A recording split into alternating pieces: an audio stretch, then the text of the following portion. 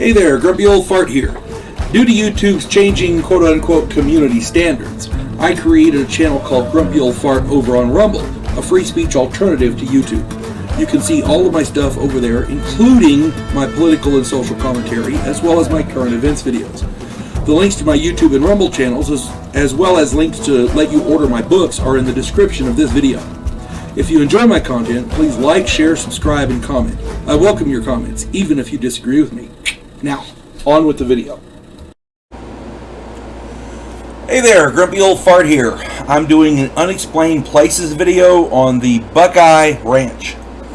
I've done videos on strange areas of land such as Skinwalker Ranch, Chestnut Ridge, and the Bridgewater Triangle, and I found another one.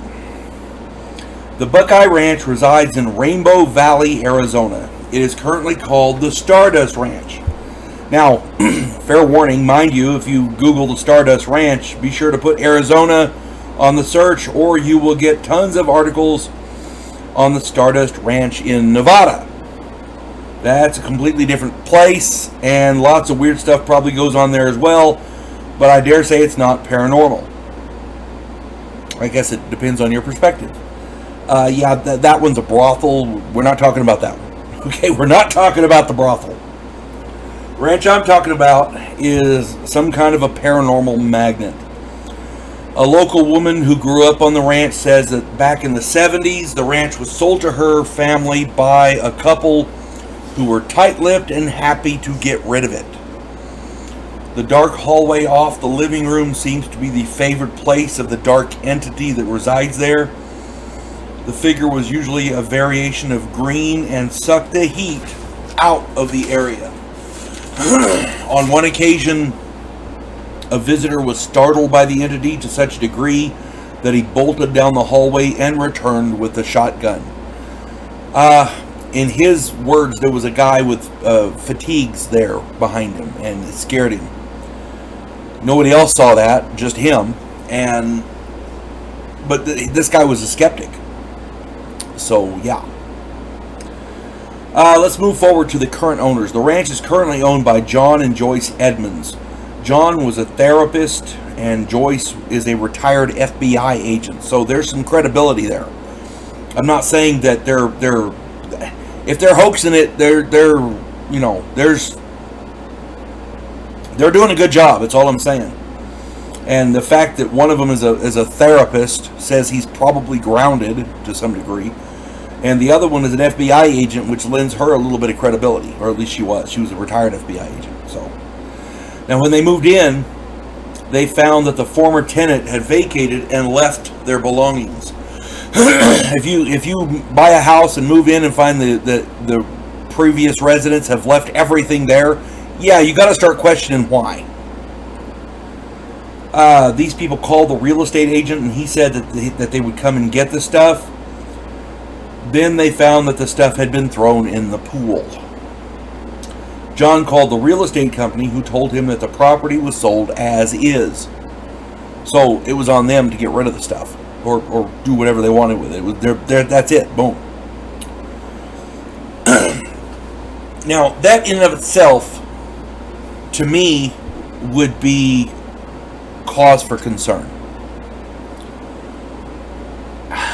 If something threw all that stuff in the pool, yeah, that either somebody came and did it or there's something in the house that did it. I'd be checking that house just to make sure. Now, soon after that incident, John encountered a stranger on property who was carrying a sword. I've heard that I read multiple articles on this. One said it was a machete, but most of them say it was a sword. So, I'm going with sword. They talked, and the stranger told him that John was going to live to regret this, meaning moving in there. He said that the stranger said that there were monsters on property, and then he was killing them. He had killed some of them. So, at that point, you question either this stranger is insane or there's something wrong with the property. Yeah.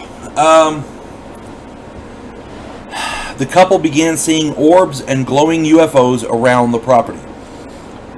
they saw shadow people or specters in the house, which goes along the lines with what the lady said from back in the 70s. They heard footsteps and whispers. This is the part that got me. Their dogs were being killed, and the body parts were showing up all around the property.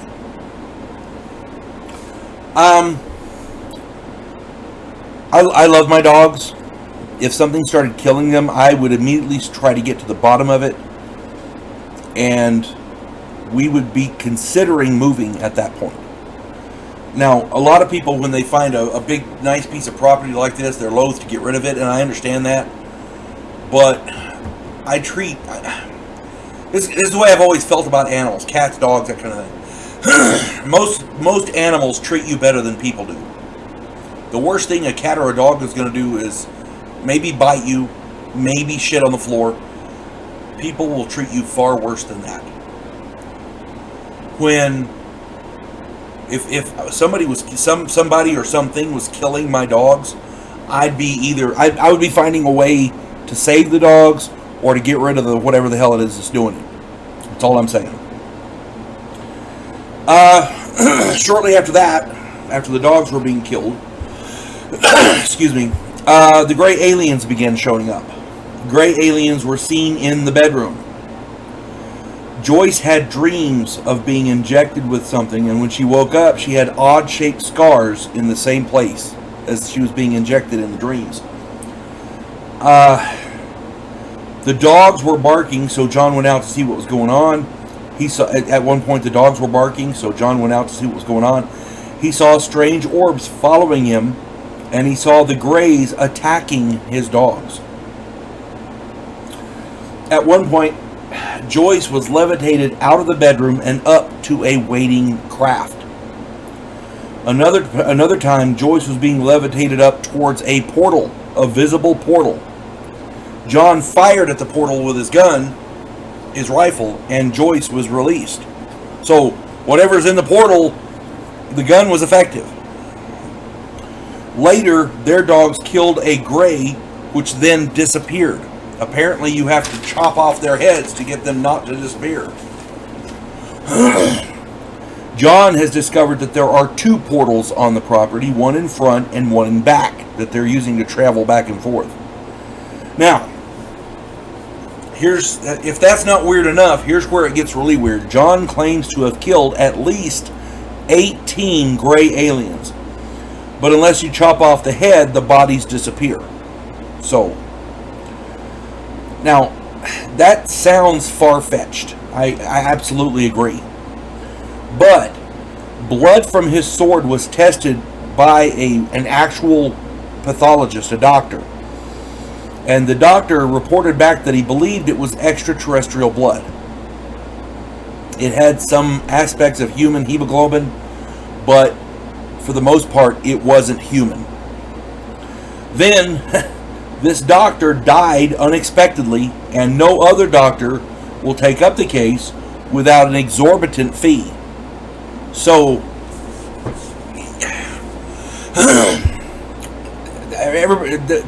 the doctor's family is saying that his death had nothing to do with this. But I'm a firm believer that you got to work to find coincidence, because it doesn't happen all the time. Coincidences are hard pressed to find. Usually, it's not a coincidence. So that's my take on it. What all this boils down to is that this ranch has been a paranormal crossroads since at least the 1970s. While no actual photographic evidence exists, one, I think it was a Skype interview with John, captured movement in the background, which seems to be two gray aliens. So he's having an interview with a guy online, a Skype interview or whatever, and behind him, in the background, behind John, you can see movement, and they're saying it's two gray aliens. Now, tons of witnesses in the area since the 1970s have reported all kinds of crazy stuff. They can't all be crazy or on drugs. This, to me, sounds very similar to the type of activity as you find on Skinwalker Ranch and that place over in England. I can't remember the name of it. I did another one recently. It's very similar to that. But here, apparently, this John is he's fighting back, and rightly so. Because if somebody killed my dogs, I'd be pissed. Amen. If they're trying to take your wife, yeah, you fight back. That's what you do. The Edmonds are not. Their background to me doesn't suggest hoaxers. It's not. It's not they're not faking things, is what I'm saying. Now, this guy has a stockpile of firearms on property, and apparently he's using them to kill the aliens. He's also using his collection of swords. If I were there, I would not go anywhere unarmed. I would hire people to come and stand guard in case something happened. If the aliens are just showing themselves to the Edmonds, the owners, that to me says that it may not be aliens per se, but something else.